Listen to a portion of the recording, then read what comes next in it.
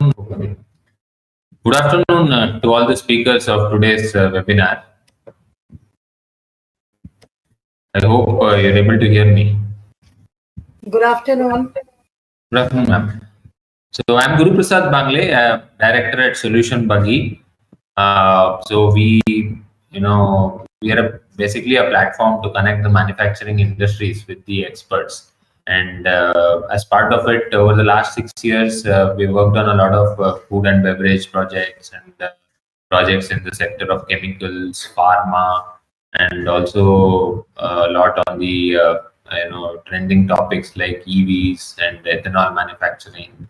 And we also do a lot of coaching on new entrepreneurs who are setting up industries, and who are also existing entrepreneurs who are looking to diversify into new sectors. So, and like you all are very well aware that this sector is, millet processing is something that everybody wants to know about and learn a lot about, considering that 2023 is the year of the millet. So the reason for this webinar is people who are on our platform and who come to our platform also want to know, what are the business ideas that they can start in millet processing. So give me a few minutes, maybe 1 or 2 minutes, and we will go live.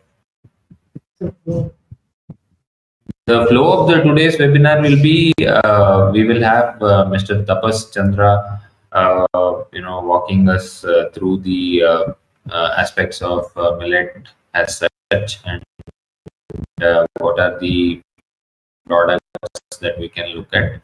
And then we have Ms. Sharmila Oswal, who will be talking about her experience with millet processing and millet farming, and what are the challenges that has come up. And then we'll have Ms. Pritika, who is from the food industry, and she'll be talking about she'll be having a presentation on millet processing. And finally, I have Mr. Jai Kumar, who's again an entrepreneur, and who will be talking about his experience with starting up on millet-based products. I do a detailed introduction for the benefit of all the participants once we start.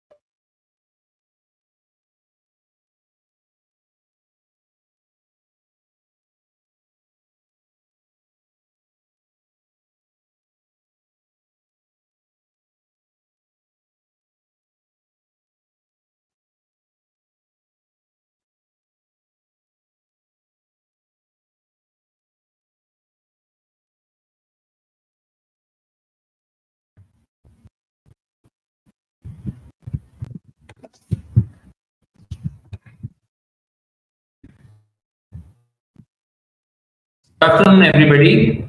I would like to extend a warm welcome to all the participants of this webinar, which is being conducted by SolutionBuggy.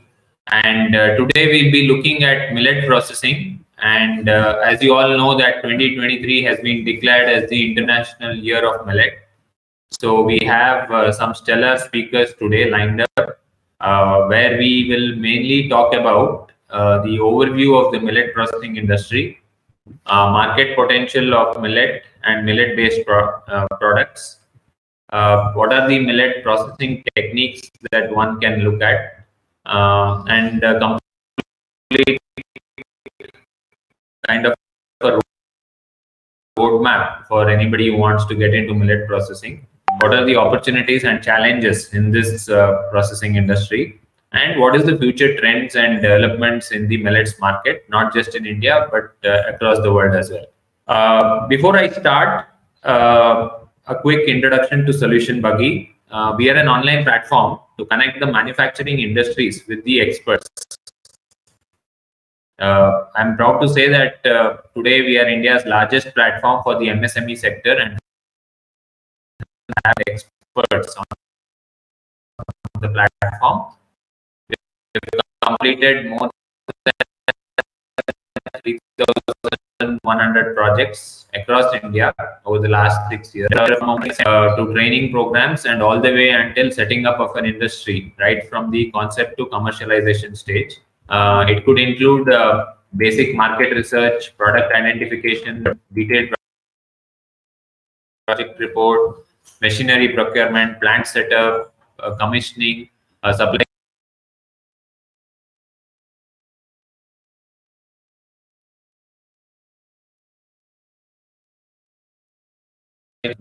new market development for existing products as well. We've also been instrumental in launching a lot of food brands, uh, wherein the entrepreneur just came to us with only a budget and a few products. They are right from product packaging, contract manufacturer.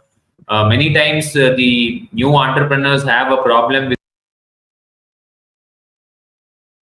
that even the smallest of the smallest MOQs have been new market development, export opportunities, and getting government funds, and in many occasions subsidies as well for new industries. These funds are part of the MOFPI cluster program and the ODOP scheme, etc. Some brands which have been launched through us are, Wise Mama, Good Food Nurture, etc. So with that in mind, today I have about four stellar people in the millet processing sector from varied backgrounds, who will be throwing light on millets as such and its importance. So first in line, I have Mr. Tapas Chandra. He is a certified farm advisor on millets, and he has been recognized by Manage and the Indian Institute of IIMR, Hyderabad.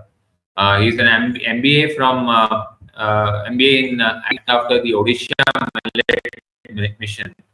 He has developed a lot of recipes in millet-based food products and also written a book on millet business ideas. We welcome you, Mr. Tapas. Next, I have Ms. Sharmila Oswal, who is the Millet Woman of India and a milletpreneur. She's the MD of Good Mom and Basilia Organics, and also founder at India Millet Mission. She's been applauded by none other than the Honorable Prime Minister, Mr. Narendra Modi, in his Man Ki Baat. She's also been helping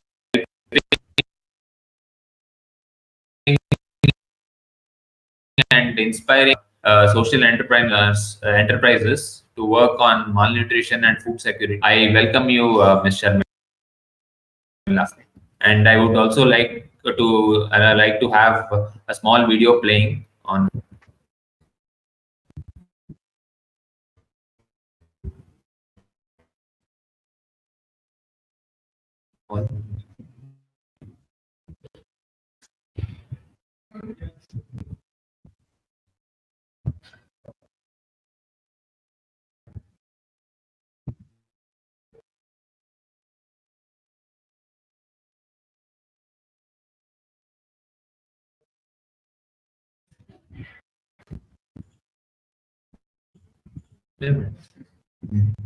Uh, I am sure there is much more than the video to the lady herself, and the laurels that she has bought as a millet woman entrepreneur. And we will obviously be sharing the entire presentation and as well as the links, pointing out to all our speakers. Uh, so I welcome you, Ms. Sharmila. Namaste. Thank you so much. Yeah. Next, I have Ms. Pritika. She's a postgraduate in food safety and quality management. She has 8 years of food industry experience and has worked within the catering and manufacturing industries for development of various aspects in the food process as well as new food product development. I welcome you, Ms. Pritika. Finally, I have an entrepreneur, Mr. Jai Kumar, who is not like a typical entrepreneur. He's been an industrial engineer and has worked in Microsoft and Fujitsu in the US.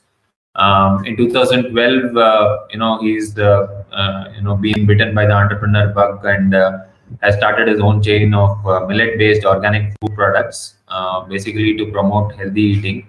And he runs Grami Superfoods. He has developed 40 plus millet-based products and is currently exporting to 4 countries. I welcome you, Mr. Jai Kumar. Happy to be here. Thank you. Thank you, sir. So I think with that round of introduction, I would now call upon Mr. Tapas Chandra, who will quickly run us over the next 20 to 25 minutes on the millet processing and what he is presently doing with the Odisha millet or Odisha millet mission, and also what are the areas where millet processing can be taken up. Over to you, Mr. Tapas. Thank you so much. Good afternoon to the participants on this webinar today in the millet processing. It is extremely a good opportunity for me to express what I've been doing, I've been associated with, and the way we can help the entrepreneurs, the millet entrepreneurs especially, to move or to carry their business forward. So I will be talking about the millet business ideas, and also I will be talking about Odisha Millet Mission, the way we are working. As you know, the Odisha Millet Mission has been, please next slide.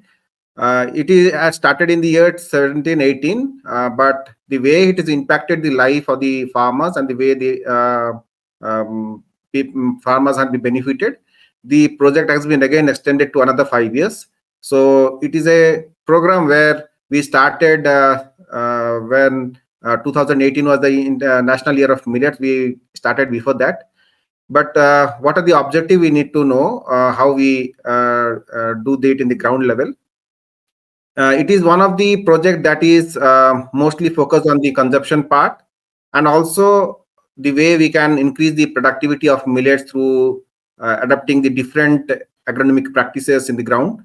And the basic idea is to improve the marketing facilities of the FPOs and SSGs, and also establish millet processing unit so that there will be the low drudgery, or we can reduce the drudgery in the ground level.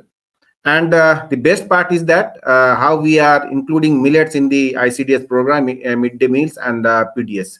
So Niti Aayog and Government of India recognized Odisha Millet Mission as the best model for promotion of millets in the country. Next.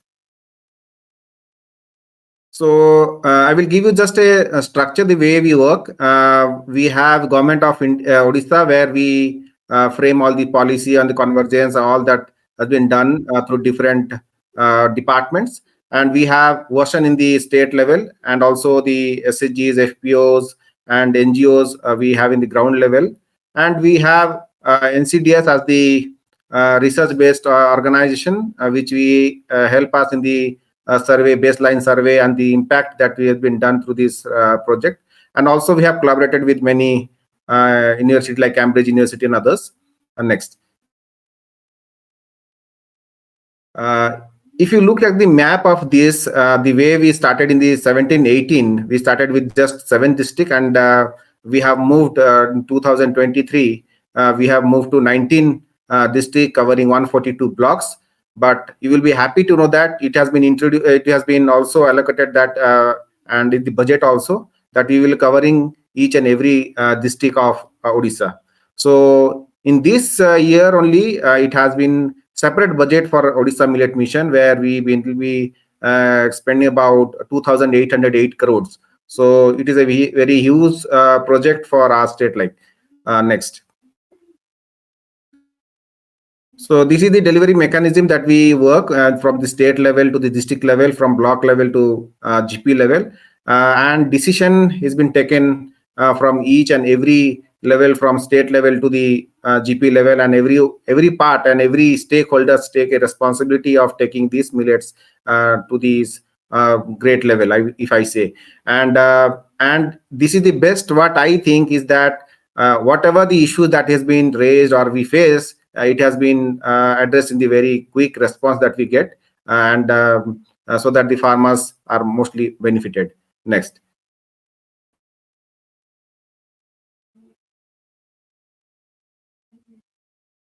This is the approaches of Odisha Millet Mission. We give 3 years incentive, but it is also announced in this year that the farmers will also given 5-year incentive, where it has been enhanced from giving 5,000 per hectare to 10,000 rupees per hectare from this year, and the farmer will be supported for the 5 years. We do it with the service of doing well, like we have custom hiring centers, seed centers, bio input enterprises through SSG, so that the doing of agriculture becomes easy. We use mostly indigenous varieties, and if we see a lot of the schemes that we implemented, we use like high yielding varieties and all that, but moreover it is given more preference to the land races that we have. And you will be very astonished to know that this year we took part around conserving around 108 varieties, where we have seen that the land races of finger millet has more potential than the released or these certified varieties. So we have potential, and we are also exploring more. And we have been approaching moreover the the consumption happens in the ground level, and the local consumption improves, and more particularly by including in the PDS supply and all that. But urban areas, we also focus on the awareness or the mela that we do in if we are associated with the sport department. If you might be seeing in the Hockey World Cup, we associate with that sports department, where you also gave a campaign like Chakle Millets. So in that way also we do the promotions. Next. We also promote where the best practice or the organic way or the natural way, and we try to include all the farmers, even if a farmer is not having a patta or like that, but we include them if in the FRA lands also. We take the support of the civil societies in the block level, where the NGOs have been associated in the block level, where they go and mobilize the farmers and getting the right training and all that. We have community-based organizations to help us in the implementation of these programs. Next.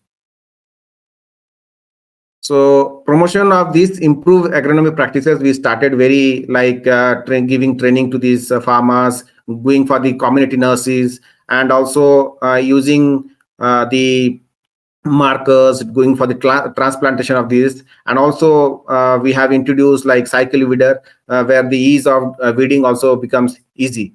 Next. So this is the procurement that we started in 2018. We also this will be done through Mandi system, and TDCCL, the Tribal Development Corporation. They help us in procuring millets from the ragi. Mostly we are doing in the ragi in the MSP level that has been declared by the central government. And in addition to that, we also on the process of benchmarking the prices of little millet and foxtail millet. In the coming days, farmers also will be benefited out of it. Next. we have been promoting FPOs in every block. Like we have FPOs, so that they also, the business also grows and in a very sustainable way, because we also give in terms of supporting them through accountant, also the COs, and we also help these FPOs to do these cereal production and how they can do their business also. So we supply them like threshers, and also we have been doing recently. We heard that we have exported to the Dubai market. Our millets has gone to that. So if in this way, Apida is also helping us, and the farmers will also train on the minor millets that we are working. Next. So branding wise, as we are associated like in Mission Shakti, the department we have, in that we have branded like Millet Shakti, and the that we have in the urban areas, cafe outlet. If you go anywhere in the district, if you come to the Odisha also, you will see the branding, the packaging that we are doing, and the products are also, the SSGs and also the FPOs are getting very good results. We see like next. So I will talk about, you must be knowing the Nutri cereals, like nowadays millets are called as, after 2018, it has been a government notification, and these are the small seeded grains. Next. So basically there are 9 types of millets grown in India. Apart from them, there are also millets which is grown in the African countries like teff and fonio, but majorly we grow more over 90% like pearl millet, sorghum and finger millet, but rest as around 10%. So the category that we see as major millets and minor millets, if we categorize in that way, where pearl millet, sorghum and finger millet is also called as the naked grains, if I say, because they do not have a husk. But the rest millets, this little millet, proso, foxtail, kodo, brown top and barnyard, they have a husk. So we need to remove the husk for the human consumption. Next. So whenever we are starting a business or entrepreneur is thinking of, we should also know what is the benefit that we can get out of millets, and the way, the evidences that we have. As you know, the gluten-free trend has been from the Western countries. It has come to India also, where we see a lot of people are feeling like intolerance to this gluten. So this is the millets are totally gluten-free, so we can focus on that. And as you know, as the blood sugar level, the diabetes is one of the issues that we are facing nowadays in every household, and millets are the power. As we have done a meta-analysis of these millets, where it has been that millets has the power to control this blood sugar level. It also helps in weight losses. It's good for the heart. It also helps us in the digestion. It can also protect us from the cancers, also keep you young, and also the give you a good sleep. So these are the benefit that has been research based. If I say about the consumption trend, there have been India has the production of around 41% share. We as the scenario is changing, this has changed from poor man's food to rich man's food, but we need to focus on how we can take it in a very good way. And it is also coming in this fooder, value-added products, and PDAs, midday meal. So government is trying out very hard in focusing on from food security to the nutritional security. Next. So for starting a millet processing unit, we need these machines to establish, like grader cum aspirator, de-stoner cum aspirators, dehuller cum aspirators, and pulverizer. We have different type of machines in India, and there are many manufacturers who have been doing these machines. And we can start with around 2.3 lakhs, 3 lakhs to around 1 crore. We can also go. And next.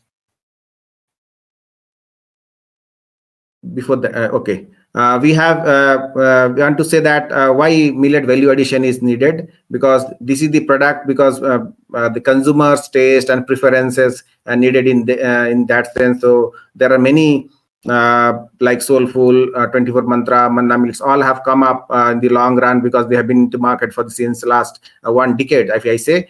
So there are products which are also coming up, have innovative products in this chain. Next.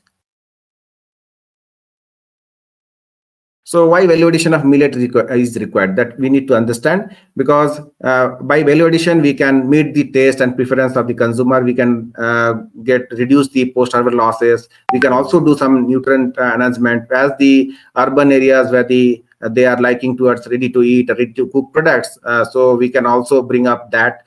We can also enhance the shelf life of millet, which has a very, if I say, the burning topic, where the shelf life is the issue, but by value addition we can enhance them. We can bring some diversified products, and also we can address the malnutrition as a whole for the country like India, and the farmers from the farm background, where if we can support or the post-harvest technology is given, we can also enhance the livelihood of these farmers. Next.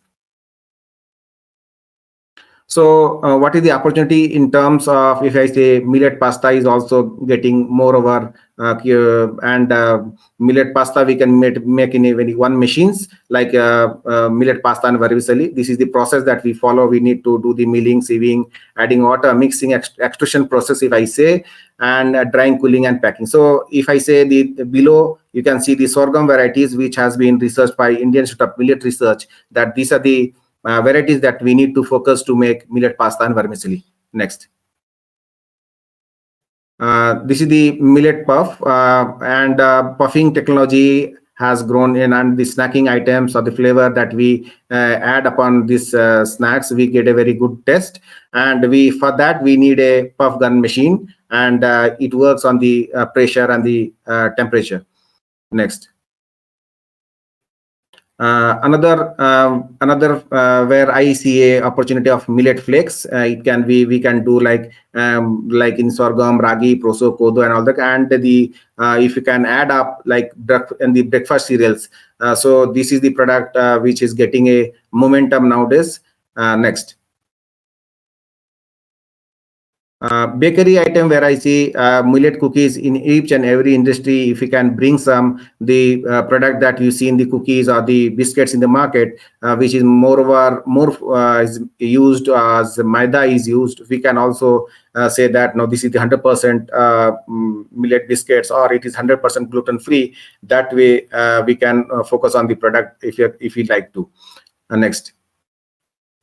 So there are also some entrepreneurs, like if I say, like Natasha Gandhi, who has been the founder of the House of Millet. She has been also doing the cakes. If the cake industry, like we can label it like this is the gluten-free cake, or this is free from maida. Whichever, if we see in a birthday party where the ingredients is not mentioned, but if you can come up with the ingredient, and if you are showing people that this is the ingredient that has been made this cake, so this will give a very good response and attraction also. Next. So in millet baking technologies, we require like planetary mixture, cookies cutting machine, and rotary convection. This is the major machine that we require, and depending upon the capacity, you can decide your machines. And the cooking cutting machine, we have a sensor, like sensor based cooking cutting machines, where the hygienically it is good, and the way, if you can as per the command of yours, you can get a square shape, or the heart shape, or the round shape. And if I will suggest for going for a rotary oven, where the uniformity can maintain, and also we can get a very good quality product. Next. Nowadays, the millet-based hotel industry is coming up, where if you see in the southern part of India, where most you have been seen, the restaurants, the hotels, and also the cloud kitchen concept is coming. So millet can also be a part of it, and definitely it can work better. Next. If you see, if India is the largest producer of millets, and there is ample opportunity. Before, if I say in the last 1 decade back, if I see the industry perspective, I say where the millets was exported from India in terms of like bird feed and all that. For human consumption was very less, but nowadays for consumption, for the human consumption, there is more opportunity, and there has been very good growth in terms of export from India. and the demand from other countries is also increasing. You can definitely check up with the scenario that we are having, and it has been marked that it is very growing in a very fast rate also, the demand from other countries. Next.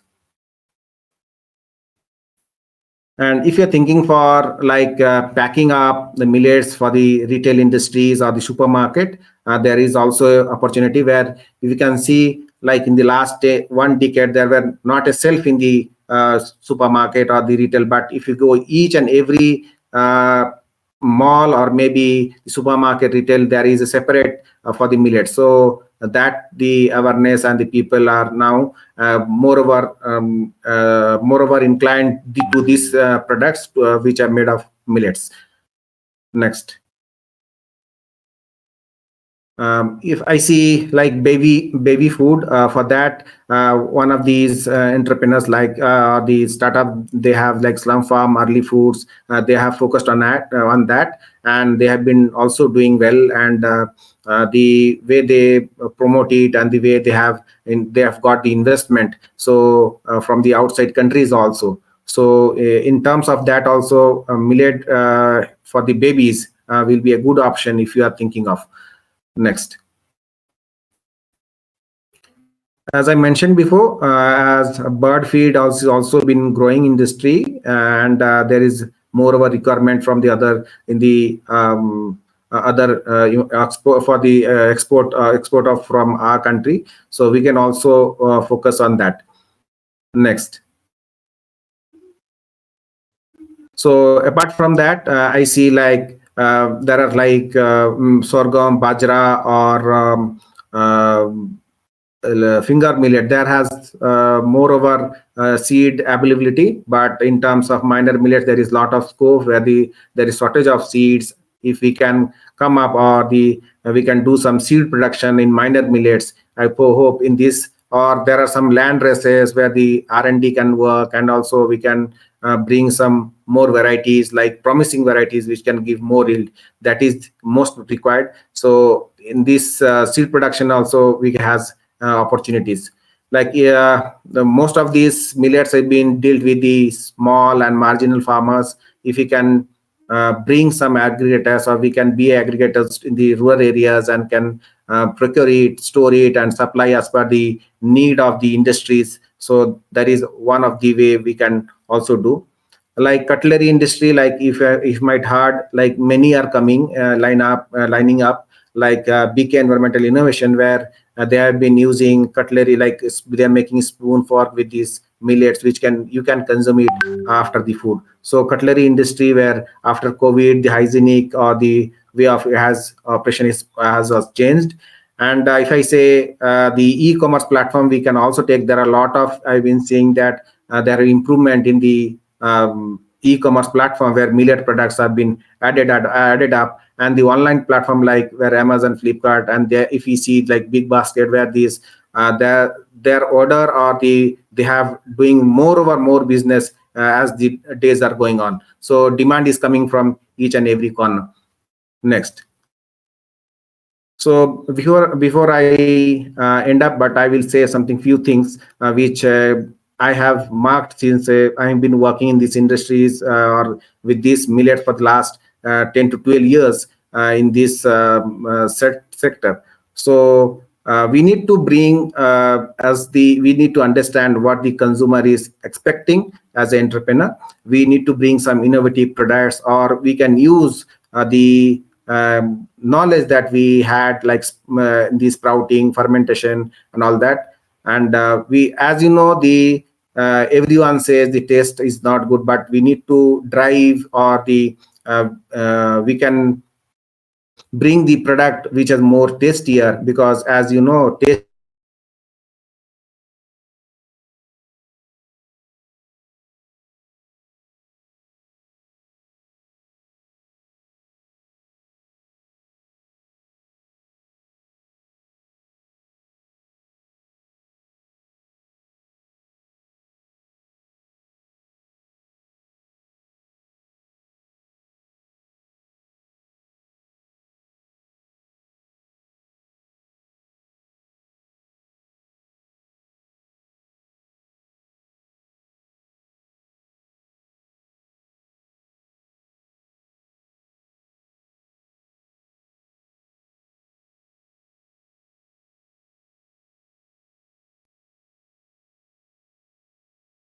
it's affordable by the people. So we need to understand that, and what is their budget, and what the people, as we the country where we have like people with middle class, more of the family, where they need to spend their money on it. So if we are taking a 10 rupees from someone, we should give a 2x value to them. So in that terms, we need to bring up a product and innovation. Next. So I will say some points like we need to do the survey, or if we are targeting which is the market, we need to do the survey and research. Definitely, you need to visit some successful entrepreneur where they have been doing, what are the difficulties that has been faced. And today, like more of the speaker who will be speaking on the difficulties they have been facing, and what they have faced, and how the challenges they have met up. And we need to also check up, because R&D has been done very less in this sector, if I say, but it is progressing. So we need to check the performance of the machines before buying it. We also need to train the farmer, train the trainer, the operator who will be operating the machines before buying a machines. And also, if in terms of primary processing, we need to see the sieve sizes of the millets, because it's very varies from the varieties. If I say, if you target like finger millet, it has a lot of varieties, like 100 to 200 varieties. So, and size of the grains also differs in every varieties. If you take about pearl millet, it's also sizes from different sizes. So you need to understand the sieve sizes of the sieve size of the machines, and you need to change that according to, you can get a very good, cleaner and quality product. Next.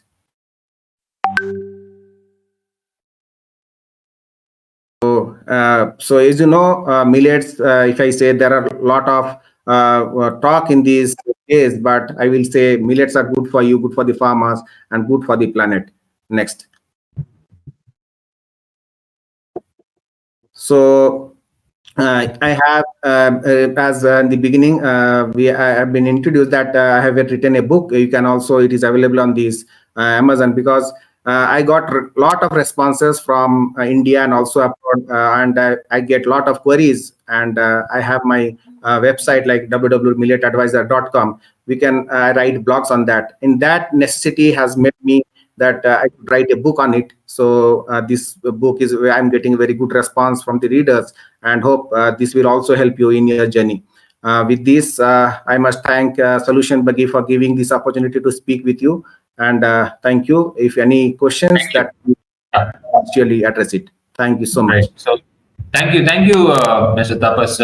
I think it was a splendid summary of the entire millets, and also the both the pros and cons of millet processing. I think one of the key reasons where adoption has been less is also, I would believe, that the cooking time.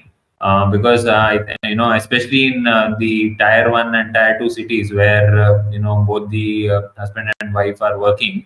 So usually, some of the complaints that we have got from our entrepreneurs, and also from the customers of our entrepreneurs, is that millets generally take longer to cook.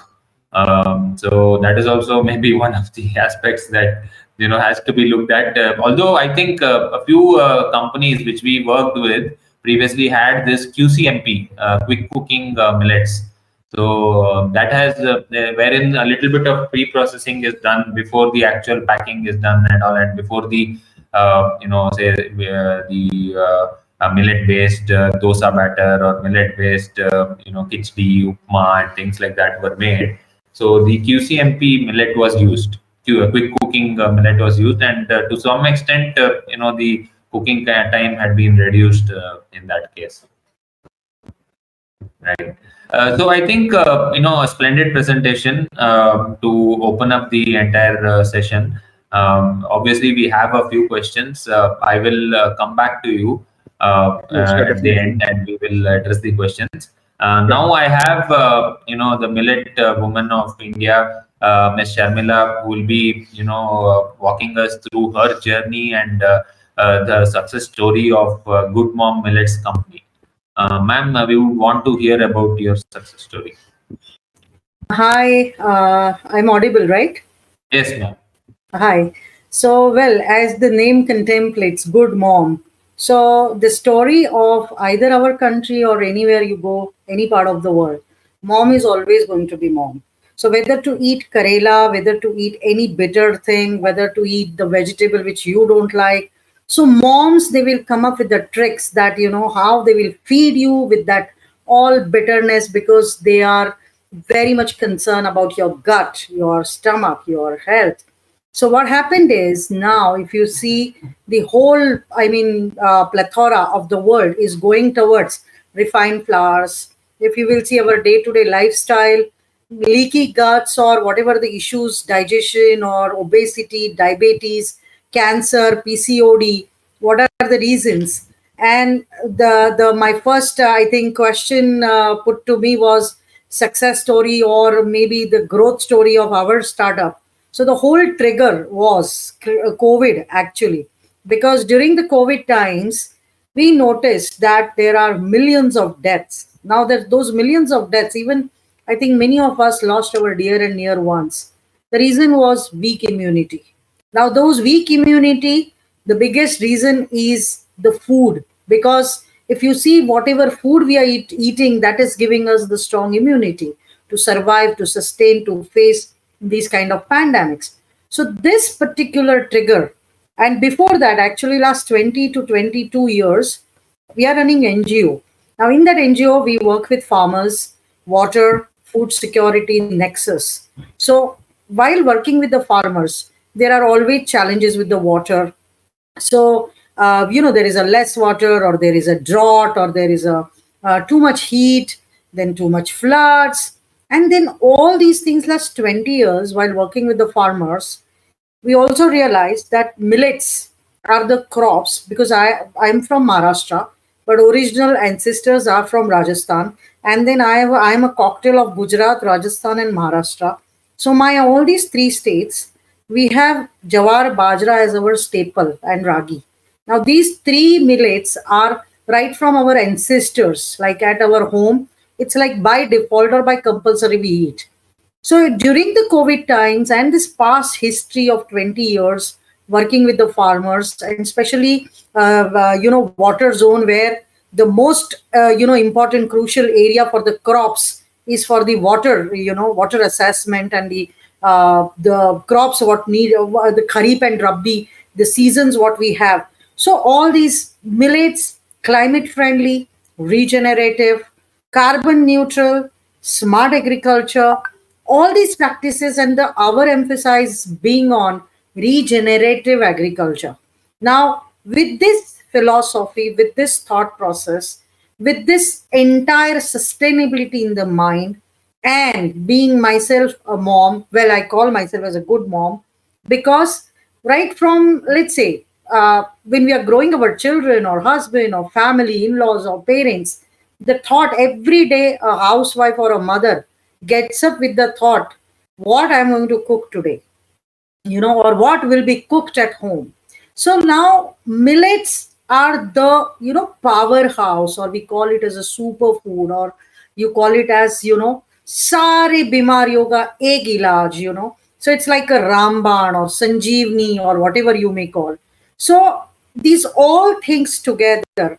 And then my son Shubham, who came up with this vision, agri-tech vision, innovation vision, that how can we make this our all NGO efforts into the the social enterprise, because end of the day, what value we are creating is important more than products, or more than what business we are into or what startup we are. The most important philosophy is that what impact we are going to leave to the community, how we are serving to the community. Today, it's like roti kapda makan is not the only necessity. I think we are done. We have come to that stability where you are looking for the next phase, next horizons. Now in that case, so how are you going to help people, communities, like blue zone? If you see Japanese people, they stay 100-year old or more than 100-year old, or the blue zones of the world, their lifestyle, or they stay plus 100. The reason is, again, the ikigai. They got the ikigai of life. Now, what about us? We being India, we being Indian, our ancestors We call it as Dadima ke nukse. In Maharashtra, we call it Aji Bainsa Batua. That's what is like our grandmothers, all these, tricks to cure you, to heal you without any medicines. So, if one wants to have medicine free life, disease free life, our all ancestors or my grandparents or my parents, now my parents are like 90-year-old, but they are very well, they are running, they are still able to, eat that ganna, the sugar cane, but we are not because of our all food habits. And millets playing the most important part in this entire journey, and this bliss or disguise in the all these crises, that we got the trigger, we got this inspiration that we need to do something which can heal the world, we can create a disease free world, we can create a medicine free life.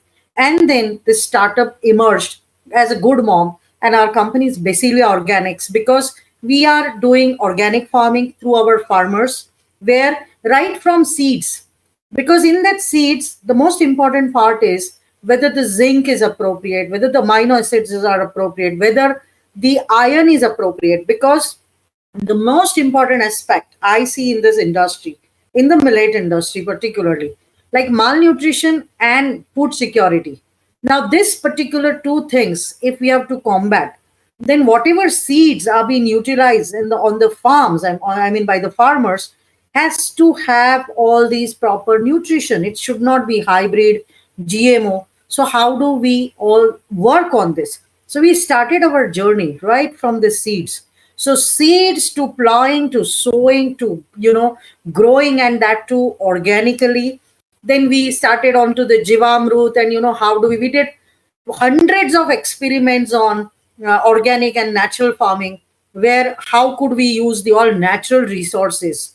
And after all that, so that the impact, so that even we have women farmers, we have 1.5 lakh women farmers.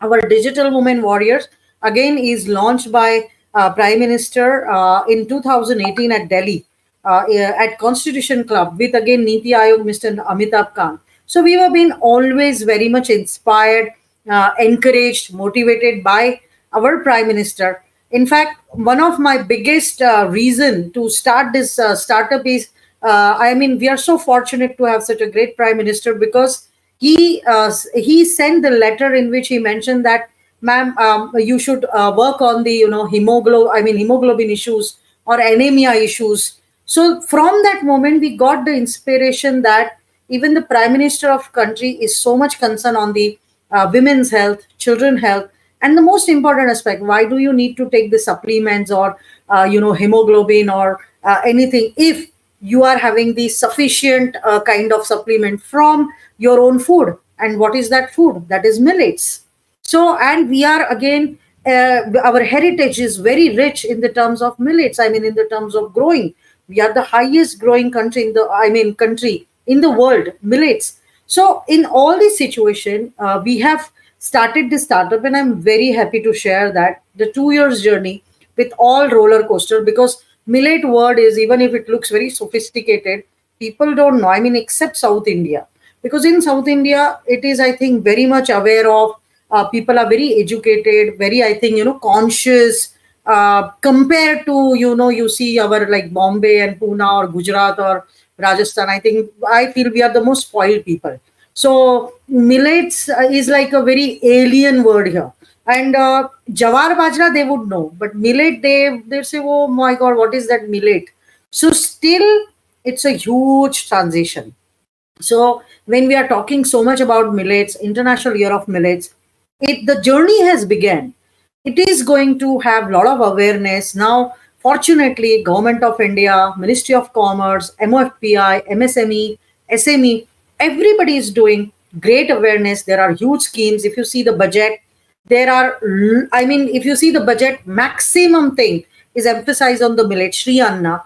Then as well as if you'll see the budget, which is accelerated agri-tech fund. So those who wants to get into this business, there are huge opportunities. Ministry of Agriculture, Welfare and Farmers, they are supporting phenomenally to the startups, even through the ICAR, IIMR, NutriHub, where you are doing the incubation, hand holding, mentoring, scientists are there, food technologists are there. So you're getting all the kind of guidance. Now, in success story and advantages, I have covered that what this as a startup we started, we grew up. In these 2 years, we have become the largest revenue oriented startup as well. We have in India presently, we are catering the largest chains, corporate chains, the food chains, where I think including Tata, Big Basket, Big Bazaar, Grofers, Reliance, we are catering all the bigger chains in India. Now, even I will now cover in this that even the export opportunities. Tapan mentioned about the all fact figures and wonderful presentation that how that scope is being elaborated. Now, recently through EPEDA, in the EPEDA, some of you, I'm sure those who have attended the meeting, they have introduced you to the Gulf market. And in Gulf food, they initiated with lots of meetings with Lulus and Choitrams and modern bazaars and lot of the all these chain stores where you're getting access to selling millets. Then what are the channels in India, like how we are doing, or we are reaching to the consumer, the end consumer. So B2G is there, B2C is there, B2B is there, and also D2C is there. So B2G government is doing actually on a very larger scale. If you see in Delhi now, in all ministries there are vending machines. In those vending machines, all the millet products are there, and through NAFED, it is completely that distribution channel is set. All ministries are using the millet products through these vending machines. Similarly, the mandates are given all over across all the ministries, where all the ministries are being told to use millet products, gifting, programs, events, schools, midday meals. So there is all these things. So this International Year of Millets is going to be very, very successful, because including Mr. Prime Minister, he himself is a brand ambassador. If you will see Kapil Sharma show recently, which is very popular Bollywood show, Kapil Sharma himself is talking about why you should eat millets. And if you will see, there are a lot of celebrities who are coming up with these campaigns. Government of India, very soon it is in pipeline that a campaign on the why to eat millets, like how there is a Sunday hoya Monday, Rose Khao Ande. Similarly, like any rural area, a children, like you see a ad, Maggie ad, that गांव का बच्चा भी एक 10 रुपए का packet लाके लाता है, मम्मी उसको बना के देती है, and look at that satisfaction. Now we have to change that whole philosophy to our own ancient grain. Now we have to have all these campaigns, awareness, we as the mothers of the country, that we have to do the propaganda that how we will have, or our buying, or our, like, in between there was a movement that we should not buy foreign products, or we should not buy our neighbor countries products, or have Swadeshi movement, or how we will have the most our own Indian product made in India, startup India, our own rural communities, our own women empower farmers, women farmers, or our own startups. So this way we will be able to make difference, so the revenue will not go out. We will make justifying to our own micro entrepreneurs. Now here in this audience, many of you would be willing to start millet business, or somebody who really want to get into that. Okay, millet year is here, so many schemes are there. My suggestions would be, it's a great it's a new opportunity, it's a virgin market. There are loads and loads of opportunities, huge scope, but at the same time, patience, perseverance, because it's not that everything you put together in millet and overnight you will grow business. No, it's not true, because now selling platforms online, Amazon or Flipkart, anywhere, cash burn is definitely going to be there. Secondly, modern trade, general trade, whatever the distribution pattern we have, super stockist, distributor, you see this whole chain. Even if you are suppose wanting to export to Dubai, you need to know your scale, you need to know your manufacturing capacity, or you don't have to invest in all these machineries. You can outsource to the reliable partners. There are all hundreds or thousands of people, especially South India is flooded. So then no need to invent the another wheels. You better get into marketing, you better get into the trading, where you are going to the next phase, so that your time and energy and money, finances and capex, you don't have to invest a lot on the capex side, because if you will smartly plan, then there would be a lot of chance on getting onto the profits. I mean, nowadays, including Zomato or whatever the bigger companies, everybody's in losses. So here, when we are talking about the real time business, you have to be very practical. Realities are very, very bitter. So one has to be very, like, keeping eyes and ears open, that if things are already there, IMR has a huge manufacturing setup, or whoever are having the right kind of guidance, or maybe some hand holding. Now everybody wants, nobody can do alone anything, trust me. You cannot do alone anything. You need partners, you need the right synergy. So this way you can all club together, but at the same time you again need to be very, very careful putting everything. Many times nowadays I see in the business, because nowadays world is of all the social media. Now on the social media you will see, oh, this company is doing so much advertising, they are all the time on Insta, their videos are here. Oh my god, there is a celebrity talking about this millets, then I am not doing. Don't get mad behind all this. If you're a micro entrepreneur, start slowly. I mean, everything, whatever you have, because you're right from your inventory or whatever you're making, if the packaging, the branding, the graphics, design, there are hundreds of things. So even if you're starting a startup, trust me, it is hell lot of work. So if you're alone, whether you have a somebody partnered with you or somebody helping you, because when you're starting a startup, you are a one man army.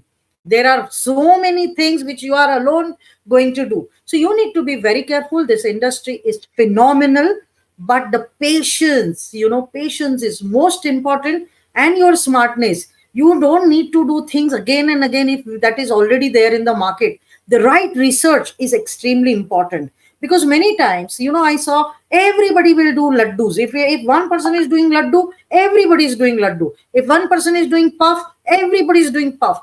Have analytical mindset that your market, what demand is going to be. You don't need to do hundreds of products, because it will take your energy.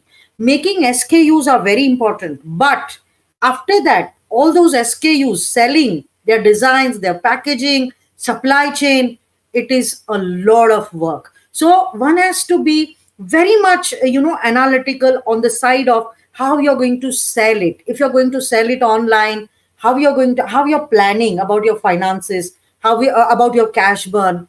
These words are very easy to talk, but when it comes to the actual reality, it hurts. It really, you will get into the frustration, you will get into depression. I meet a lot of startups who shares their story with me, that okay, how it has been painful. So rather than getting into those frustrating modes, you better be very practical. Industry is very good.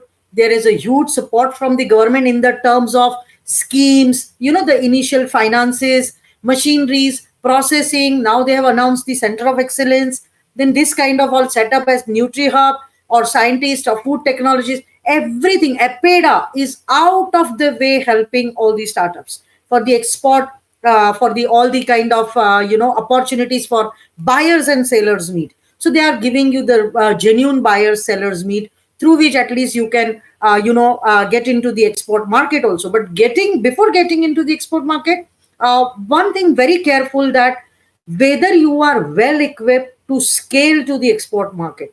Export market is not easy.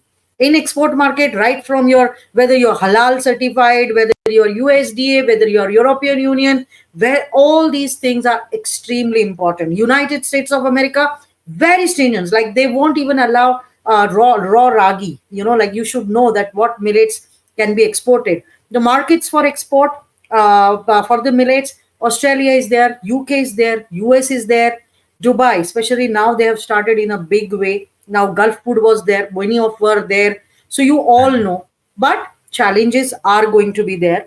You need to be extremely careful. Have those kind of partnerships, genuine partnerships, reliable, and not to go out of your framework. पूरा जिंदगी का माँ बाप ने जो कमाया हुआ है या जो आपने कमाया हुआ है वो फूक मत डालो.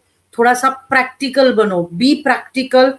Open your eyes and ears and then get into it. It is a fantastic, phenomenal business. We are extremely happy, satisfied, looking forward. And then the success story of us is We are applauded by Prime Minister not only in Man Ki Baat. We were being called to Delhi few times. We had a personal interaction. We got mentoring by him. So our startup is directly mentored, inspired, incubated by Prime Minister himself. So we are getting time to time guidelines. And I think they notices if you are really good working, we stay in Pune. And Prime Minister noticed our work. So like our farms are in Vidarbha, near Pune, Balgudi, Mulshi, all these taluka places. Now imagine whatever work we are doing. I'm from a very small village of Konkan, very, very small, extreme small village. Now imagine the work, the efforts, what we are doing here are being noticed by the center. So nothing is impossible. So whatever you're doing, if you're doing genuinely, if you're doing really, really hard work, determination, dedication, your work is going to get appreciated. And Rome is not built in over a day. So it will take little bit time, but you will definitely reach the most important satisfaction serving in the millet industries. It's a national health agenda. What we are doing is giving nutritional security to our country. And that is the biggest pride one should have. I am proud being good mom. I am proud being the national character. I am proud serving the communities around me. And I am proud that I am taking care health agenda of my country. So making me a national character gives me a tremendous satisfaction, fulfillment, and content. So what else? Even if I'm not a soldier, but being a millet messenger, millet ambassador, the biggest satisfaction on the earth is I serve my country and I love my country, being proud daughter of soil. Thank you so much. Jai Hind. Thank you, ma'am. Thank you. I'm sure the half an hour is not at all enough to get the insights from you. We must probably plan an entire webinar just on you. But thanks for the insights, and also a lot of people who come to us have this question in mind. How do I get the machinery? What kind of process to be involved? And like how you said, there are innumerable number of already set up industries who can do that kind of processing for you. What you need to understand is where can you position your product and what kind of markets that you can look at. So this is again the same thing which Solution Buggy also time and again tells the entrepreneurs who come to us. And before you get into the machinery and buying the and setting up of machines, the most important aspect is where is your market. And and millet being a very robust crop, it can be grown in in the most harshest of the conditions. So the raw material procurement is really not a big issue. It is more like where can you place your products and where is your market. Thank you. Thank you so much for giving this Right. opportunity. Thank you. Thank you, ma'am. Thank you. So with that, I think I'll now call upon Ms. Pritika, who will be, yeah, as we pull up her presentation, there will be a short poll coming up on all your screens just before Ms. Pritika can start with her presentation. Kindly take a look, all the participants, whoever have joined us on mobile as well as on laptops and other devices. You will be able to see a poll which will be on for the next 30 seconds. A few questions, I think 4 or 5 questions that will be coming up on your screen. Kindly, answer these questions and then we can move ahead.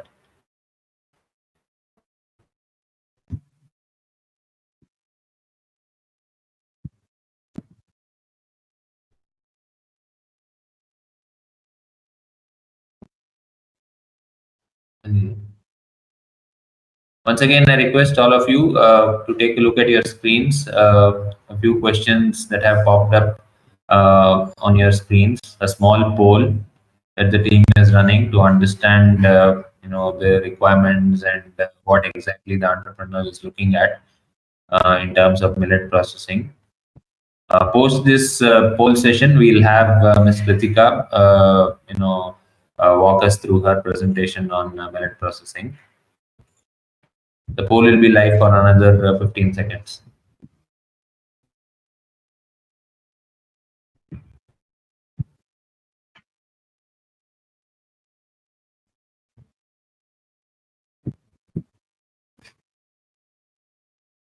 Okay, I would now request Ms. Pritika to walk us through her presentation on millet processing. Sure. I think I'm audible. Yes, Sir? you're audible. We are just pulling up your presentation. Yeah, sure. Yeah. Yeah. Hi, I think good afternoon to all the participants who are here. So yeah, I think I can see a lot of questions that is getting popped up in the question and answer the chat box. So anyways, we'll this slide and this presentation would be mostly on a journey of an entrepreneur. So what are the different stages in which an entrepreneur goes through, starting from thinking of an idea till taking the Ritika, product into I the think market. the Yeah. mic is too close to you. Maybe you need Okay. to move a little bit back. Yeah, this is fine. Is this fine? And announce them. Okay, fine. Yeah. So here we are trying to understand what is the journey of an entrepreneur. So you might have an idea until where how you want to process it and till where you want to take the product. So next slide. Why millet processing? So why right now, as already Sharmila ma'am had spoken few words about it, and even Tapas sir had mentioned why millet processing has become so important right now. We can see that India produces almost 170 lakh tons a year. This is the data from 2019. So which we almost produce 80% of Asia's and 20% global production. So the maximum production happens in our country. And not only that, there are a lot of since a lot of promotion is happening towards millet since 2018. You can see the 200 plus startups have been supported by IMR, and a lot of technological support has also been given to entrepreneurs. You can see that the export of millets has increased from 24 million to 26 million. And I'm not sure if many of you have heard about ODOP, one district and one product. Even this schemes have millet in their schemes where you might get different funding and by the government. So yeah, next slide. So this is one of the reasons why millet processing right now has reached a market, and where we are trying to, where each and most of us are planning to get into this kind of a business. And here we'll just see what is the basic stages of a business planning cycle. Most of you who already have a business in hand, like already might have a running business, or probably most of them are in the stage where you just want to start new. So these are the basic stages and overall stages through which you need to look into. So first is making sure that you assess your finance.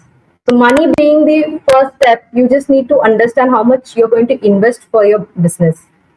Keep the investment ready for your business. I wouldn't say just have all the money ready throughout the process. That is not possible. But at least start planning how you're going to invest in each stages of your business. And second is getting your organization, your company registered through FSSAI, and having a company name, having a brand for your company, then having registering it in MSME, having a PAN card. If you want to export your product, then you need to get a import export code from DGFT. So that is very specific to export. So you have to get that. Then you need to select the product and process through which you want to go. You finalize the pricing. Then also select the market where you want to sell your product. Find the buyers. How you're going to sell your product, whether it's going to be from business to business, or whether it's going to be from your business to customer or to a government agency. So what are the different kind of modes through which you want to market your product? So this is a gist of stages through which any entrepreneur goes through. And next slide. So the challenges from the stages, what you can see that most of the entrepreneurs face challenges in these four parts. One is selecting a product. Second, setting up the facility, the manufacturing unit. Third is your investment, and finally marketing and branding your product. So selection of product is mostly like which kind of product you want to get into the market, whether it's going to be a new product or an existing product, or in case of location, whether it will be near to the market or whether it will be near to the raw material availability, what type of volume you're going to plan, and investment in case whether you're going to invest it directly your own funds, or you're going to get through some grant or scheme. And when you're thinking of the marketing and branding, again, it's a huge sector. To whom you're going to sell your product? What are the means through which you're going to sell your product? So these are the common challenges and questions that usually occurs to an entrepreneur, new entrepreneur, or an existing business person or manufacturer who wants to get into a new product. Yeah, next slide. Okay, so here the first thing that you as an entrepreneur usually suffer is that understanding what product to start with, what is the product to go ahead with, which will hit the market, which is there a chance for it to turn into a big hit. So now, before you get into a product idea, answer these four questions. What is the product that you're planning? Why you are planning to go ahead with this product, how you want to manufacture this product, and where you want to sell this product. So these are the four major questions you pre-work before you get into the product. So what is the type of domain that you're looking for? Whether the product will be something which is going to be a dry product, will it be for the infant, is it going to be if it's going to be ready to cook or ready to eat. So what kind of product that you're looking for?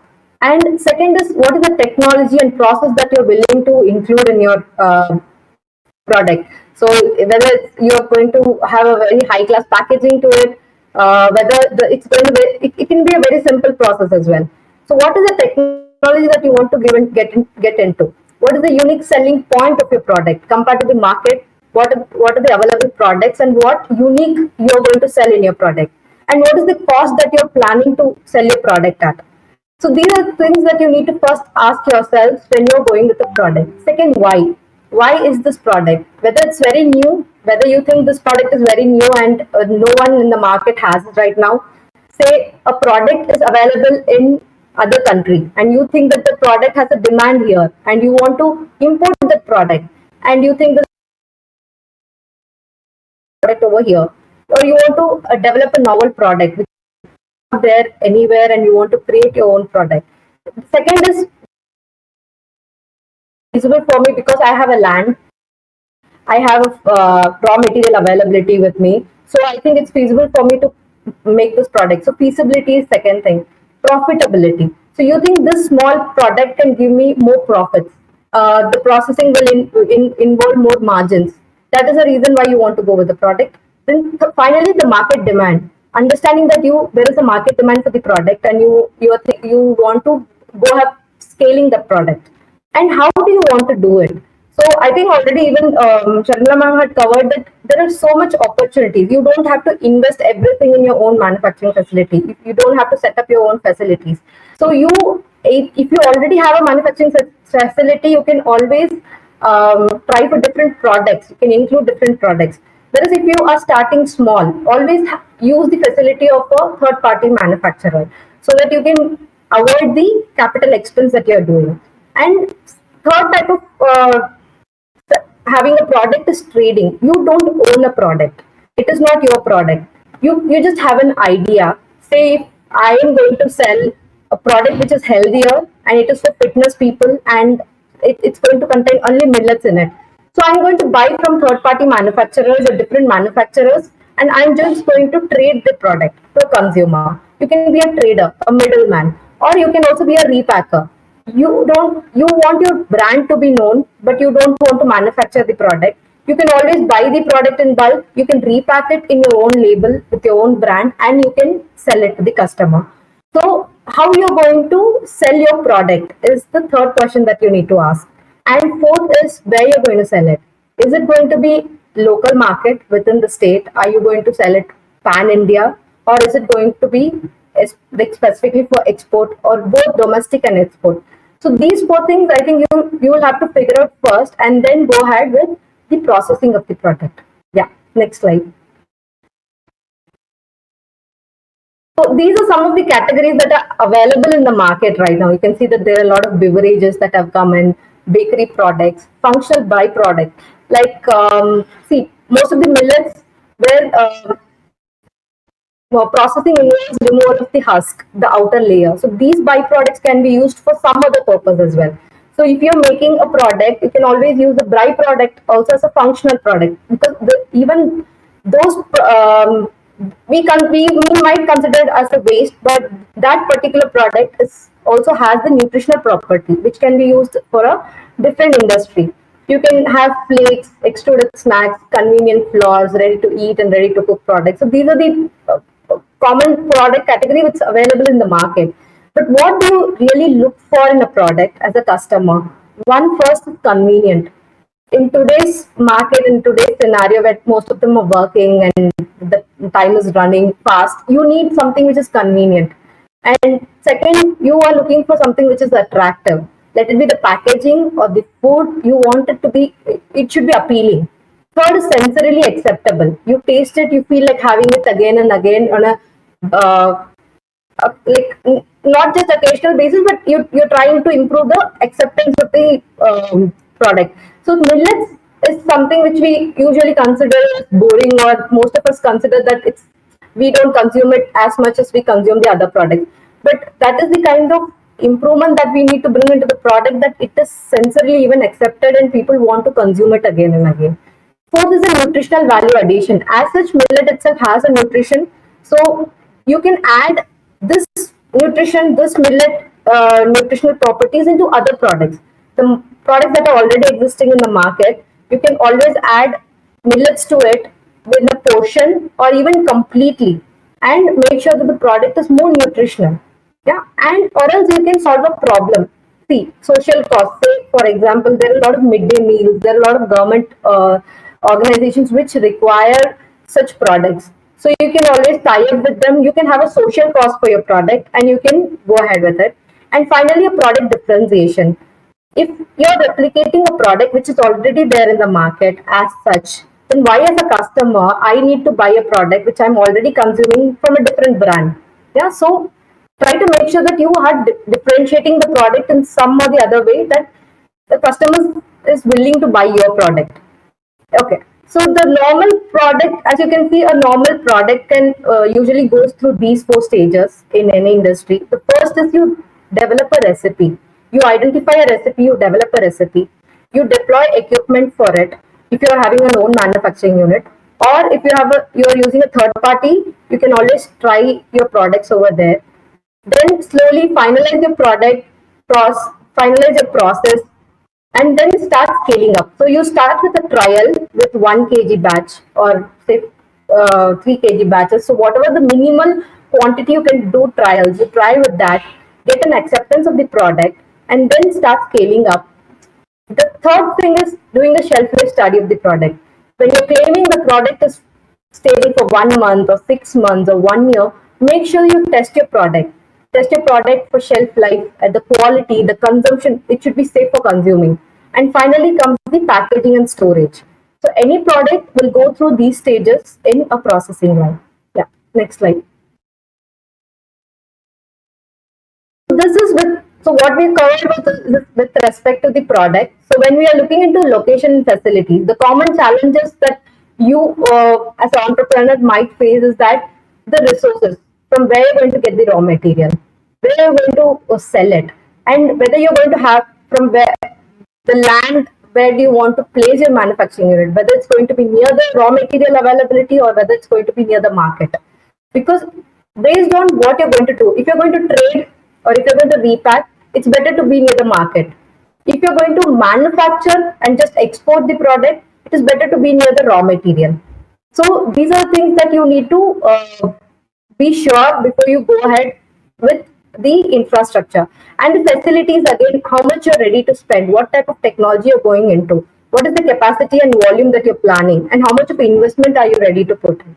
Yeah. Next slide. So here are the challenges that most of the entrepreneurs face, is that the processing facilities. As you can see, what we think is that having a very high-end machineries will only suffice, will be helpful for the product processing, or you'll be able to make better products only with high-end machineries. That's not the case. There are a lot of cost-effective modern methods, and also trying to get the right equipment for your right processing and at the right capacity. If you think that right now this your volume is going to be only 500 kgs per day or 100 kgs per day, make sure that you're buying the appropriate equipment. Don't go for a higher investment and holding, like, burning your cash over there. Instead, go small. Make sure that you reach a demand where you have to produce 1 ton a day, and that time you can always scale up your equipment. Okay. And second is your shelf life. So make sure the packaging that you're using, understanding the nature of the product. Not all products are going to give you higher shelf life. You need to understand what kind of techniques you need to use, what kind of packaging material you have to use, and what type of processing has to be done to have that required shelf life of a product. And third challenge is the supply chain. So what kind of product you're making, whether it's going to be a normal product, whether it's going to involve a cold chain where you have to send it refrigerated, or you can have even how you're going to transport it, whether with your own vehicle or you're going to have an outsourced job work for it. By having, you can outsource this distribution as well. Yeah. So the third, yes, sir. Okay, fine. Yeah. So the third challenge is the investment. So money is like the blood of a business. So it actually flows throughout the business. It does not stop anywhere. You can't say that this will require money, this will not require money. Throughout the business, you have to keep flowing money. So it's more like a blood in the business. So you can see that investments can be got in through various from various sectors. So one of the ways through government schemes. So you can see the government scheme. You have PM. This is PMFME scheme and ODOP and PLI. So these schemes give you a percentage. Say PMFE gives around 10 lakhs as a loan to any new entrepreneur, but with a 35% credit. So here you need to understand that there are a lot of document work also behind this. You need to give them a lot of details of how much you're going to process, where you're going to place it, what is the machinery that you're going to involve. And ODOP is again one district, one product scheme where you will get funds. PLI is again an incentive scheme where if you're already having an industry, running an industry, and if you want a huge amount to be invested, the government gives in an incentive scheme looking into the past production and the revenue that has been generated. And you can also avail bank loans through private, public, and NABARD is a National Bank for Agricultural and Rural Development, which also gives you at a very lesser interest rate. Like say if the interest rate starts from 4.8, it goes to 8.8%. And you can put your own funds. If you're a proprietor, then you will have to put your own funds. If it's a partnership firm, then you can split the funds accordingly and you can add. There are third-party investors. So angel investors are person who are ready to put their money, looking that your business can grow up to a particular level where it can turn out to a billion-dollar industry as well. So looking into the opportunity, a third party will be ready to invest in your company. You have incubation centers. A lot of institutes have the centers to support you. They also help you getting the government schemes and funds for you. There are venture capitalists who also put money, taking a stake from your company. So these are different ways through which you can get money into your company. Yeah, next slide. Challenges of getting money is that first is it is going to be a slow and time-taking process for you to get all these types of funds, and it is a very crucial and decision-making element because you need to share a lot of confidential information, and also it is a liability because you need to repay it and make sure that you're running the company without you can't take a step back. Yeah. So finally, it's your marketing and branding. So here, before you, how good your product is, until and unless you are not able to market and brand your product, it is not going to reach the right customer, and you're not going to make any money out of it. So here you need to understand where you're going to segment your product. You need to analyze the market, the do's and don'ts of a market. So like what product will it is possible for you to go ahead with, what are the segments that you can get into, and what are segments that you can avoid. Targeting the right consumers. What type of consumers are you targeting? Is it women centric? Whether are you targeting kids? Are you targeting health fitness people, or are you targeting elderly people? What is the target group or consumer that you're targeting, and where are you planning to position your product? So are you going to position your product as a premium product, get into retail, big supermarkets? Are you going to position into a everyday grocery product where it will be available anywhere in the shops, start from the kirana till the supermarket? So these things you need to understand where you're going to position your product, and finally investing how much you're planning to spend money on marketing and branding for the product. Yeah, next. Final. So this concludes more or less about the marketing, where you find a lot of bottlenecks in it. Understand your buyer persona, who is going to consume your product, and at what consumption pattern. Is your product going to be consumed every day, or is it going to be consumed occasionally, or is it going to be? Is it not going? It is not going to be consumed directly by a consumer, but it is going to a business itself. Your product is a raw material for a different brand or different manufacturing unit for a different product. It can be that way as well. Studying the market, who are the competitors for you? So currently, who are the competitors who are there in the market? What is the demand for your product? What is the unique selling product in the list of products that you have? How much are you pricing? What is the competitive rates at which you're ready to give? And the strategies, how you're going to distribute it through stockist or through distributors. You're directly you're going to take it to retailers, and are you going to sell it through e-commerce? E-commerce, one of the platforms which is right now the budget friendly is your e-commerce, social media.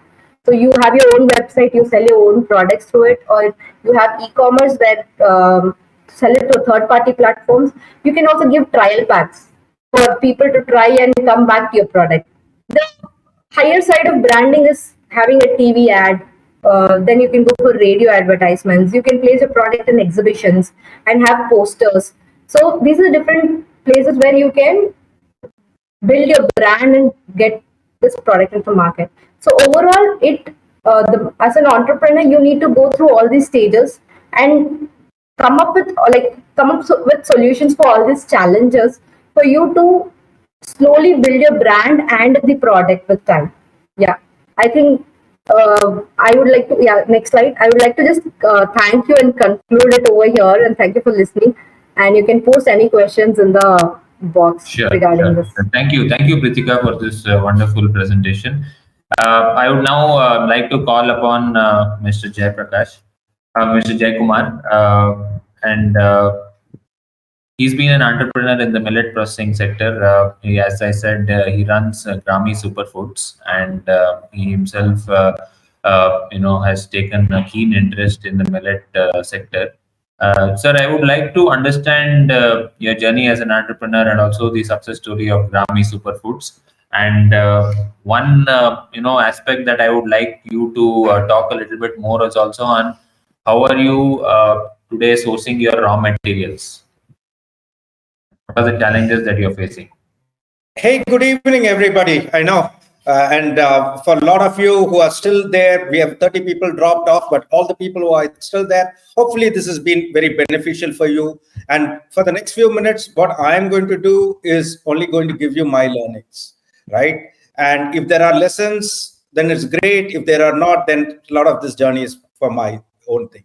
And I really love, I know Pratika gave a lovely presentation, and sometimes I really wish I had somebody like, Pratika or Tapas and all these people who had actually advised me very early on, because a lot of what we learned is through our own mistakes and, and then going back and forth and then continuing to evolve the journey and rinse, repeat and things like that. A lot of this that could have cut a lot of those things.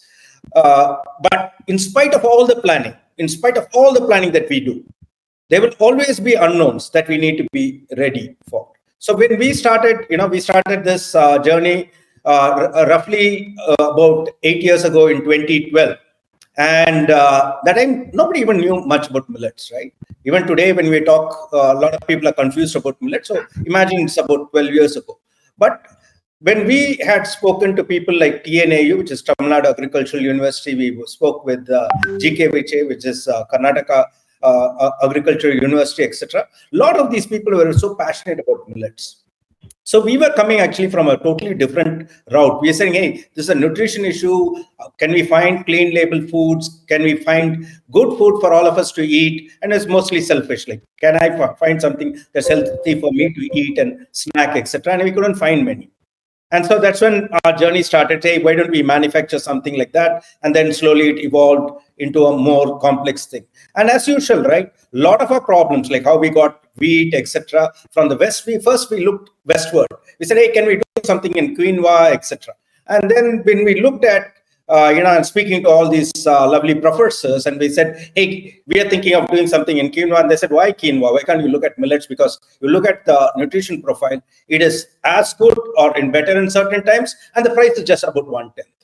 So we said, we didn't want to make the mistakes people have made in the past looking at West for solutions. We said, hey, we have to look inwards. We have to, because India is a country that has actually produced food for millions of years, like thousands of years. We have given more recipes, so it is actually when we look at a lot of not to put down any country, but when we look at Mexican food or something that's very popular here, we still look at telling, hey, India's got much more wider variety and flavors, and why aren't we leveraging that? And that's how Grami Superfoods was born. Grami itself stands for gram, which is root word for millets, and me for millet. So Grami was how we coined it, and we put it together. So initially we said, hey, we'll start with something that people would love to cook. So we said, hey, ready to cooks we started with. We came out with the breakfast line of products, etc. So when we went into the product, and every time the market comes and slaps us back, right? We ideas, but ultimately the market determines what sells well or doesn't sell well, right? We started selling, all our kitchery mixes and all. We had a fairly good sales. But then in 6 months' time, it stopped. We said, hey, this is a simple solution. All you need to take it, put it in a pressure cooker. You come back from work, you're putting it in there. So why aren't people buying this?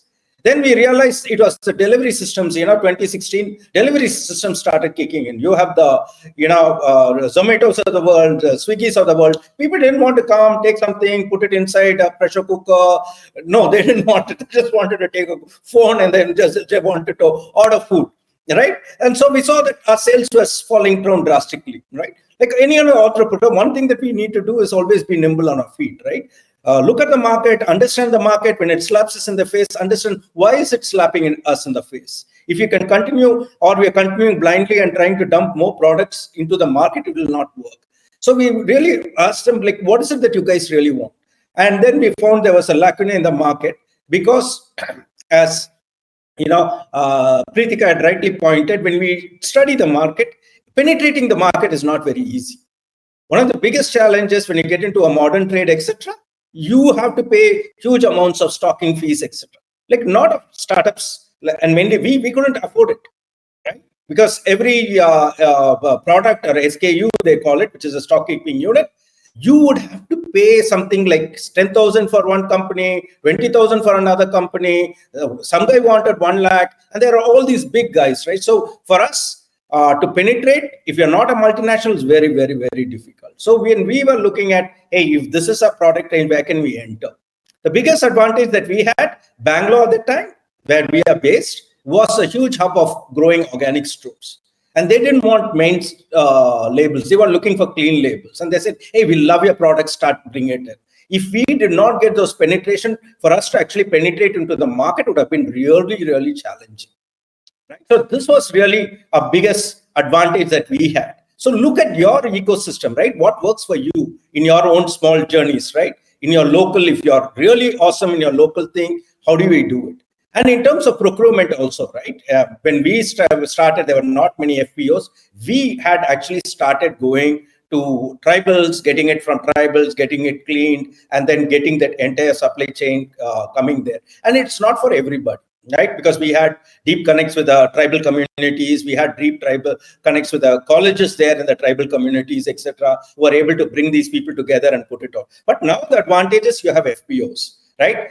They are beautiful hubs, right? They collect everybody. Now we started working more and more with FPOs. We have organic FPOs, we have inorganic FPOs, we have millet FPOs. Beautiful work that they are doing, collecting all the farmers together, getting the processing done. keeping the quality standards. That is one of the challenges we had when we were working directly with tribals, because we couldn't get the quality standards, and it meant a lot of training, etc., that we did not have time for. But FPOs are this beautiful thing. So we work a lot with FPOs. We continue to support a lot of FPOs, organic FPOs. We buy from them.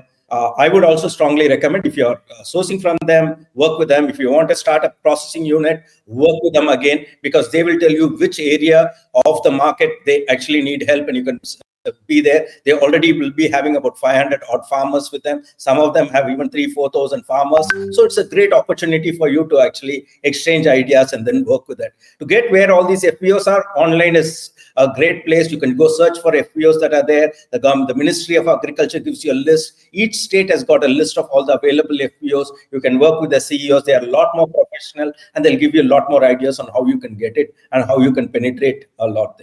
Second thing, from early on, for the first half, we went infrastructure heavy. We had our own baking unit we manufactured. We have our own processing unit, each doing 1.5 tons. So we, invested a lot of money in that.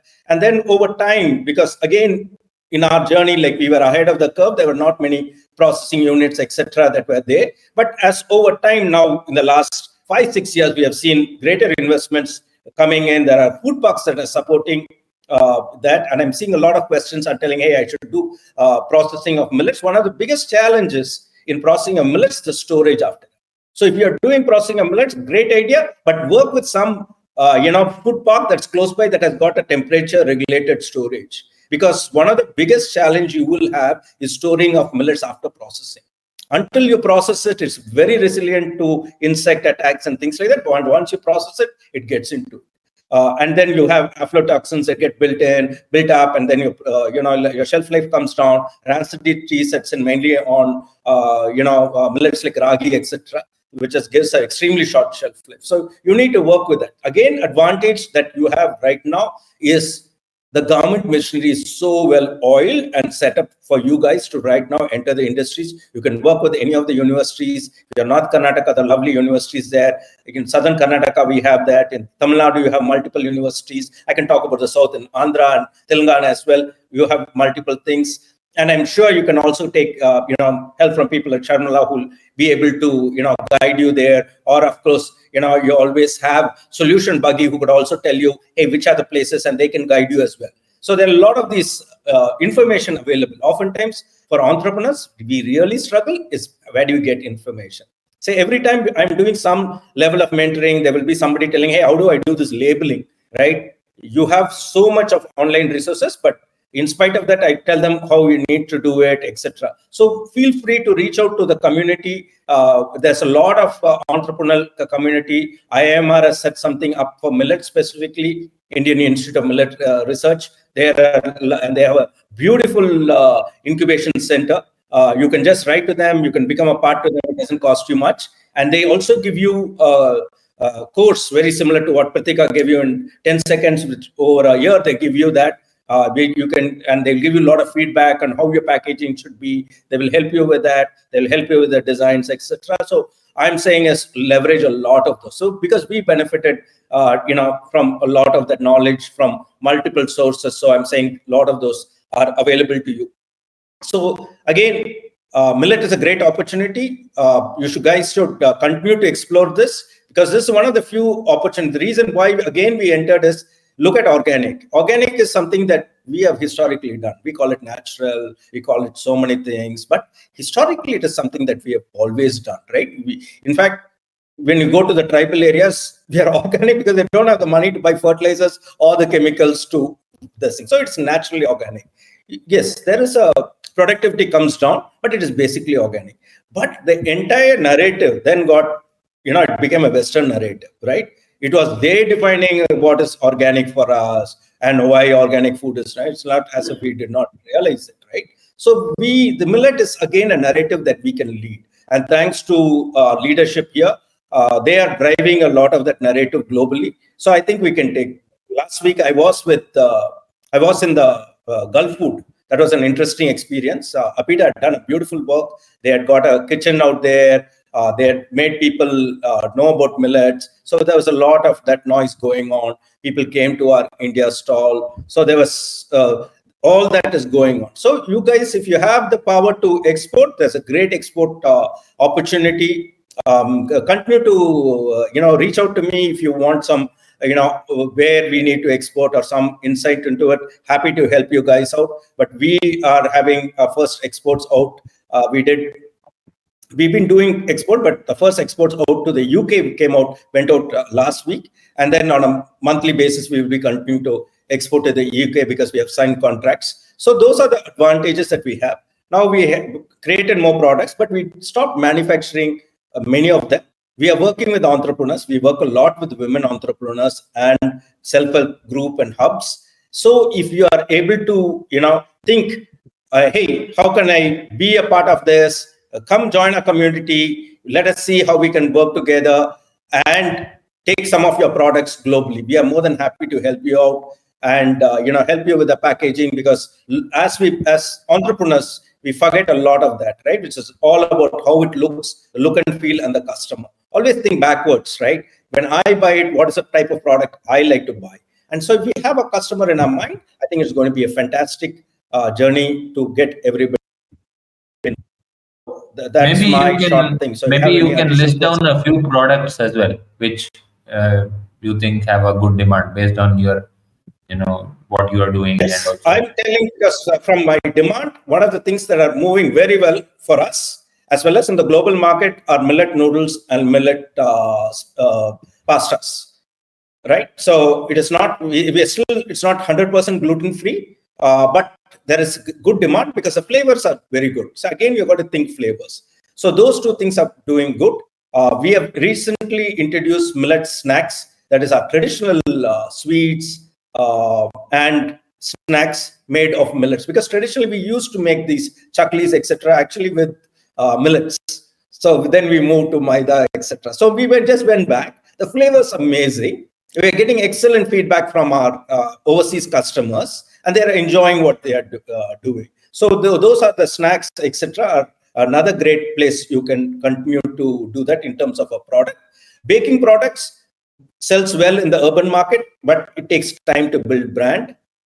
So work with your local market. If you have a bakery, see whether you can actually supply to them, learn from them, the feedback, what the local taste is, and then continue to build it onto the urban. If you're a part of you're already living in large cities like Bangalore, Hyderabad, Mumbai, Delhi, etc., then you have access to the urban market and bakeries. Work with those bakers. See what's the type of flavors they understand, and continue to do that. So here are our thing. The ready-to-eats are doing well, and basically India is again a snacking country. We love our snacks, right? We love our 3 o'clock snacks. We love our 4 o'clock snacks. So focus on snacks. Very good things. Some of these have short shelf life. So work with your supply chain and how you're going to do it. Work with the beautiful packaging. There's a thing called Indian Institute of Packaging.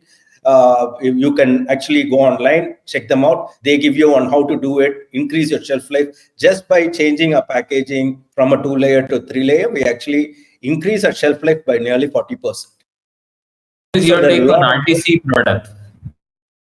I'm sorry? RTC products. RTC.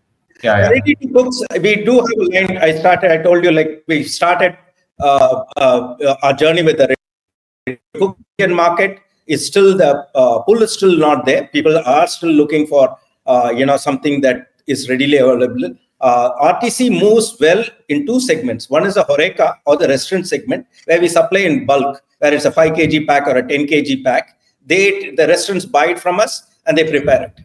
So there is no, he does not need the knowledge on how to cook millets, everything. It's just they need to put in a pressure cook. So they're very happy to do it. Cloud kitchens buy it off us. Export market is very good, because overseas people still, the mothers wants to buy one of these ready to cooks, put a few vegetables in and make it look as if she cooked the whole food, right? So, but a lot of people don't know how to cook millets. So the ready to cook is a huge opportunity, and mainly in small towns, because we are supplying all the way, close to Delhi from here,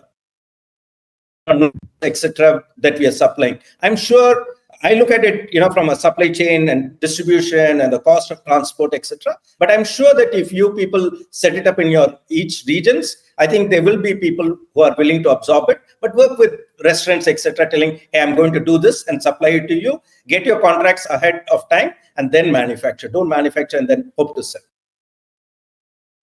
Right. Thank you. I think, with the kind of speakers that we have had today, I think 1.5 hours is definitely not enough, to pick your brains and get to understand from the vast amount of experience that you have had, not just in, food processing, but the millet sector as such. And like all of us concur that millets is here to stay, here to grow, and it is going to, be something that definitely is a sunrise sector for the next 10 to 15 years. So with that, I would like to bring a end and thank all the participants as well as the speakers of this session. We did have a lot of questions. I would say, even if you have some questions which you are not able to answer during this session, please do write in to us at SolutionBuggy. We will obviously share our details, and you can also call us at the numbers given here. We definitely would want to hear back from all the participants, and if you have any specific questions to any of the speakers, please do write in to us, and we will share it with the speakers and revert back to you. With that, I would like to thank the speakers again for taking time off and sharing their knowledge with the audience that we have had today. Thank you once again, and we definitely had a wonderful session today. And again, I would like to say, any questions related to millet processing or food processing as such, SolutionBuggy has done immense work in this sector and helped entrepreneurs and also people who want to diversify into the different sectors in food processing. We have helped them a lot. Thank you once again for joining us, and we had a wonderful session. Thank you to all the speakers. Thank you, Guru. It was wonderful. The recording has been stopped. Thank you for joining. Goodbye.